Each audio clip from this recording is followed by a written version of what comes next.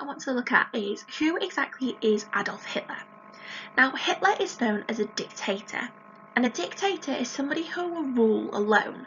Now, normally dictators get into power by taking force, but largely they control people through fear. Now, I don't think Hitler is a really typical dictator, and we'll talk about that in a minute. Now, what I would like you to do is use the information that I'm going to give you to create a fact file about Hitler. So Hitler was born on April the 20th, 1889 in Austria, and he died on the 30th of April 1945, aged 56. In 1933, on the 30th of January 1933, he became the Chancellor of Germany. And he was actually picked to be the Chancellor.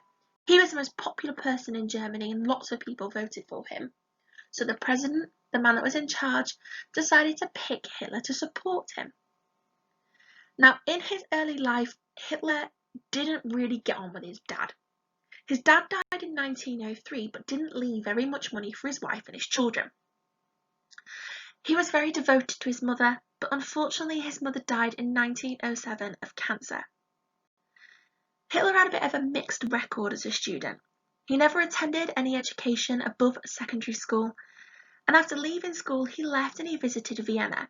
And it was in that time in Vienna he decided that he wanted to be an artist. Now, for some years he lived a really lonely life.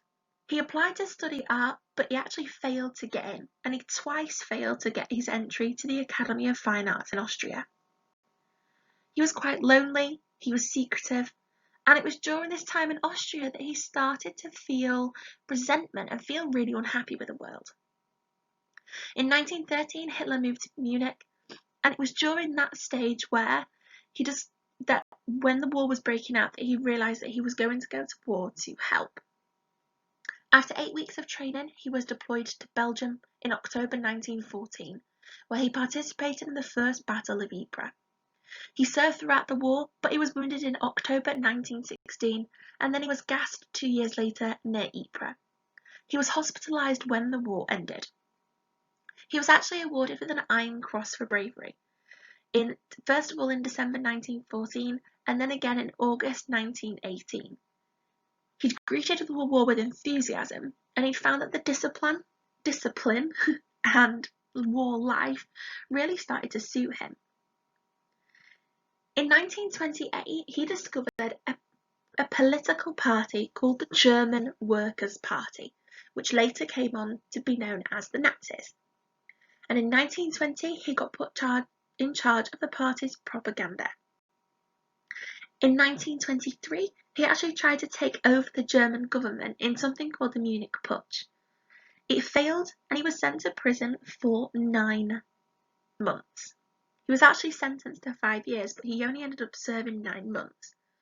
And it was during that time that he wrote a book called Mein Kampf, in which he says really awful things in which he wants Germany to have.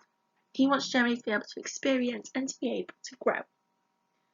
Now, he works his way up in popularity, and on the 30th of January 1933, he gets elected to be, or he's chosen rather, by Hindenburg to be the Chancellor of Germany.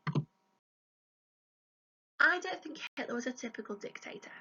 A normal dictator will be put in charge, and normally they take force, whereas Hitler was elected to power by the people of Germany. Now, that's kind of not that accurate. He was elected to power by the people of Germany. He got about 40% of all the votes in Germany, but that still wasn't enough to make him in charge. So he was picked by somebody called President Hindenburg. He was a really popular figure, and he gave many people food, jobs, built lots of new buildings. He built huge autobahns, which are motorways all the way through Germany.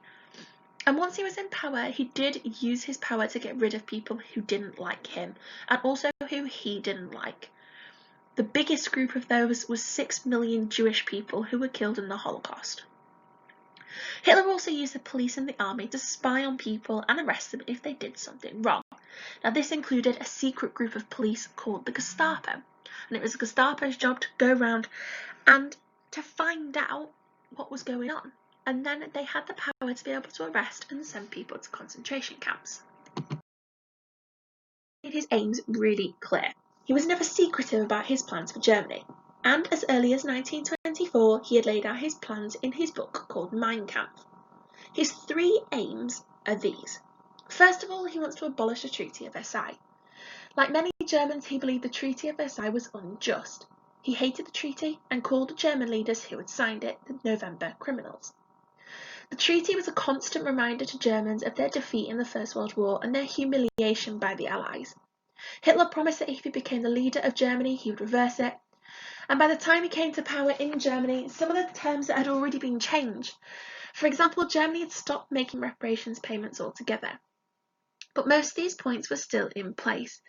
And the treaty angered the people of Germany, and Hitler despised it. He wanted to get rid of it. Next, he wanted to be able to expand German territory. The Treaty of Versailles had taken away territory from Germany, and Hitler wanted to get that territory back. He wanted Germany to unite with Austria in something called an Anschluss.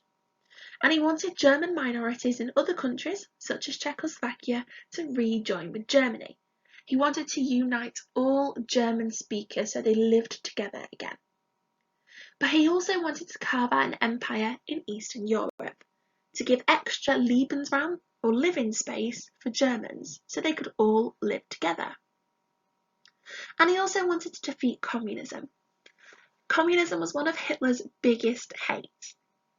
A German empire carved out the Soviet Union would also help Hitler in one of his other objectives, which was to defeat communism. He hated communists. Communists believed that everything should be shared. Your wealth of the country should be shared. You are all working towards a common goal and you're all working for the state. So, for example, in a communist state, in a communist country, people who are doctors, people who are teachers, people who walk dogs for a living, all get paid the same because you are all helping your country. He believed that communists had helped to bring about the defeat of Germany and had made Germany lose World War I. And he also believed that they wanted to take over Germany. How did Britain and France react? They didn't really do anything. Britain and France didn't want to start another war, so they let Hitler get away with breaking the Treaty of Versailles, even though it was an international law. They needed time to rearm because their armies were not big enough. Many people in Britain thought Hitler was actually reasonable because the Treaty of Versailles had been so harsh in the first place. They were concerned about Russia and thought that Hitler could actually stop Russia from spreading communism everywhere. And they couldn't afford to go to war. In 1929 there'd been something called the Great Depression. They didn't have any money. People could also remember the horrors of World War I, so they didn't want another war. And the USSR and the USA didn't really do anything either. The leader of Russia, who was called Joseph Stalin, was worried about Hitler's determination to destroy communism. But actually, he decided that by 1935 he was willing to put aside his concerns about Britain and France to be able to sign a treaty with France.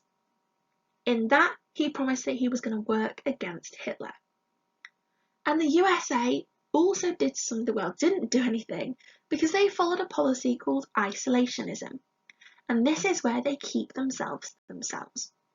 In 1934, a poll said that 70% of Americans did not want to get involved if another war in Europe had broken out.